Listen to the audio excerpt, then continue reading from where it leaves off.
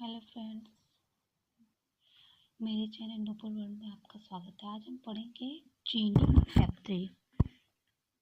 चीनी यात्री चीन को इतिहासकारों का स्वर्ग कहा गया है क्योंकि चीन से ज़्यादातर यात्री भारत में आए थे। पहला है तो कई तरह के यात्री भारत में आए, लगभग 8 यात्री भारत में आए, जिनमें से एक है शुभा चीन या सुमा चीन। यह प्रथम शताब्दी ईसा पूर्व भारत में आया, जो ये प्रथम चीनी लेखक है जिन्होंने भारतीयों के विषय में लिखा, पर वे कभी भारत नहीं है, यानी जो शुभा चीन है वो भारत कभी नहीं आए थे। फिर दूसरा है फाहियान या फाशियान। जैसे अगर हिंदी में फाहियान ही लिखेंगे लेकिन इंग्लिश में थोड़ी स्पेलिंग अलग हो जाती है तो फाशियान भी कह सकते हैं। कहीं कहीं आपको फाशियान भी लिखा मिलेगा। ये 399 ईस्वी में भारत आया था। ये चंद्रगुप्त द्वितीय, जिसको हम चंद्रगुप्त विक्रमादित्य भी कहते हैं, उसके शासनकाल में आया था, यानी गुप्त काल। चंद्रगुप्त यानी यह फाहियान जो था वह गुप्त काल में भारत आया। फिर अगला है सुंगयून। ये 518 या कहीं कहीं 518 भी दिया होता है, कहीं कहीं 520 भी दिया होता है, यानी ये 518 या 520 ईस्वी में भारत आया। फिर अगला है हुएनसांग। ये 629 ईस्वी में भारत आया था। फिर अगला है इत्सिंग। ये 570 से 571 ईस्वी के बीच में भारत आया था। फिर अगला है मातवालीन। इसका सही समय नहीं मिलता कि मतलब एग्जैक्ट टाइम नहीं मिलता कि यह कब भारत आया था। फिर अगला है चाओजू कुआ। ये 1215 ईस्वी में भारत आया था। फिर अगला है महुआन। यह 1451 ईस्वी में भारत में आया था। तो ये सारा जो क्रम है, ज़्यादातर एग्ज़ाम में टीजीटी, एलटी या जो भी अदर हिस्ट्री का एग्ज़ाम होता है टीचिंग का, तो उसमें क्रम देता है। एक तरफ सन दिया रहेगा और एक तरफ सारे लेखक के यात्रियों के बारे में कि आपका सही क्रम लगाइए, तो आप इससे यहाँ से पढ़ सकते हैं। फिर चलिए पढ़ते हैं फाहियान के बारे में।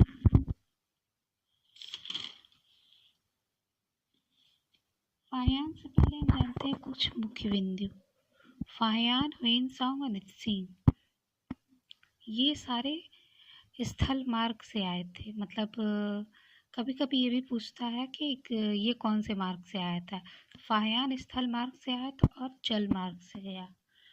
वहीं हुएनसांग स्थल मार्ग से आया और स्थल मार्ग से ही गया, और जबकि इत्सिंग जल मार्ग से आया और जल मार्ग से गया। अब चलिए जानते हैं फाहियान के बारे में। फाहियान का मूल नाम कुंड था। फाहियान की पुस्तक फो क्यो की, यानी फाहियान की अपनी पुस्तक भी लिखा था फो क्यो की, ये बौद्ध भिक्षु था। और बाकी के भी जो हैं फाहियान, हुएनसांग, इत्सिंग, ये सब भी बौद्ध भिक्षु की थे। तो इनकी यात्रा जो थी वो ज़्यादातर धार्मिक दृष्टिकोण पे थी। फाहियान पहला चीनी यात्री है जिसने अपनी यात्रा का विवरण लिपिबद्ध किया है। यानी फाहियान एक पहला चीनी यात्री है जिसने अपना यात्रा का वर्णन लिपिबद्ध किया है, यानी उसको पुस्तक के रूप में लिखा है। क्योंकि इससे पहले जो शुभा चीन वो भारत आया ही नहीं था, वो वहीं से मतलब लिखा था, लेकिन ये भारत आया था और इसने अपनी यात्रा का विवरण लिपिबद्ध किया। फाहियान चंद्रगुप्त द्वितीय विक्रमादित्य के काल में आया था, लेकिन उसके नाम का उल्लेख कहीं नहीं करता। यानी अपनी पुस्तक में चंद्रगुप्त द्वितीय विक्रमादित्य के बारे में उल्लेख कहीं भी नहीं करता है। फाहियान दक्षिण भारत नहीं गया था। फाहियान जो था वो भारत तो आया था, लेकिन भारत में दक्षिण भारत नहीं गया। ये भारत 399 ईस्वी में आया था, जैसे कि पहले पढ़े कि ये भारत 399 ईस्वी में आया था। मार्ग, चलिए जानते हैं कि मार्ग किस मार्ग से और कहाँ कहाँ पहले गया। तो ये स्थल मार्ग से भारत आया था, तक्षशिला गया, फिर उसके बाद गांधार, फिर वाराणसी, फिर पाटलिपुत्र, फिर पाटलिपुत्र से पाटलिपुत्र के पास के और शहरों में गया, मतलब और नगरों में। फिर वापस ये ताम्रलिप्ति से श्रीलंका गया, फिर श्रीलंका से दक्षिण पूर्व एशिया, फिर जल मार्ग होते हुए चीन वापस चला गया। फिर इसके आने का उद्देश्य आने के उद्देश्य के बारे में जानेंगे। फाहियान के आने का उद्देश्य विनय पिटक ग्रंथ की खोज थी। यानी यह भारत में आने का उद्देश्य था विनय पिटक ग्रंथ की खोज। यानी विनय पिटक ग्रंथ क्या है? बौद्ध ग्रंथ है, नाम जानते होंगे आप लोग, विनय पिटक ग्रंथ। फाहियान के अनुसार कुछ बातें हैं, चलिए हम उसके बारे में जानते हैं। फाहियान कहता है कि गुप्त काल में व्यापार कौड़ियों के माध्यम से किया जाता था। यानी फाहियान जो भारत आया तो वो गुप्त काल में आया था, चंद्रगुप्त विक्रमादित्य के काल में, चंद्रगुप्त द्वितीय विक्रमादित्य के काल में। तो वह जाना यहाँ कि गुप्त काल में व्यापार कौड़ियों के माध्यम से किया जाता था। फिर फाहियान मध्य देश का वर्णन करता है। यानी वह भारत के मध्य देश में गया और इसे ब्राह्मणों का देश कहता है। यानी वहाँ ब्राह्मण ज़्यादा रहते थे, इसलिए वह इसे ब्राह्मणों का देश कहता है। और फाहियान चंद्रगुप्त द्वितीय विक्रमादित्य के शासन को बहुत अच्छा कहता है कि चंद्रगुप्त